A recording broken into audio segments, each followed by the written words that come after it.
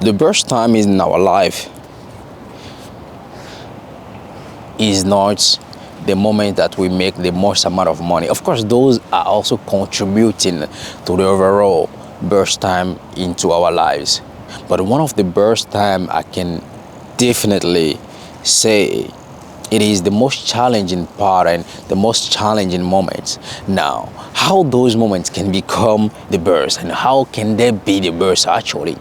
Well, that's a really tough question to answer, but the answer also lies in the question itself. Because if you think about it, burst is not just something that is good, it is something that is extracted from something that is not good. Because to have the burst, you have to imagine the worst. I mean, you cannot say something is good if you haven't seen what is bad yet. So that is a sort of critical thinking that we have to acquire in order to understand those kind of aspects in life. Now, one of the first and important thing that I've learned throughout my church experiences through life, it is that the most challenging moments in our lives are the most resourceful ones. Because in those moments, you are forced to emerge, you are forced to improve, you are forced to innovate, or you die.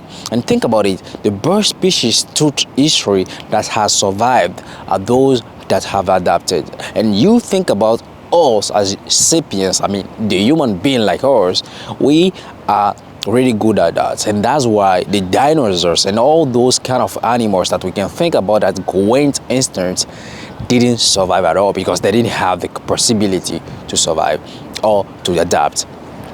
Now, what does this mean and how does this save us? Now, for people like us, really ambitious, want to become rich and want to become super mega rich, well, things can change at any moment. Things can be pretty tough and things can be really hard and things can be extremely difficult. And so what do we do about that? How do we innovate and how do we approach those sort of moments in our life and in order to not give up? Because I think when we are going through that sort of moment, the best thing or the best seeming decision to make is to give up.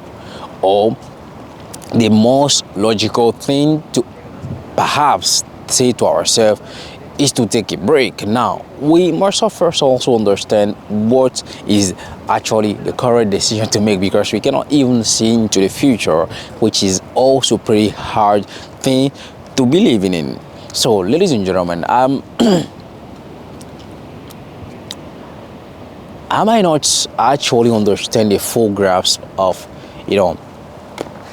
the factor that contribute to the wealth building spectrum in itself, but there are elements that I think are fundamentals and that we have first to understand in order to build wealth and acquire rich.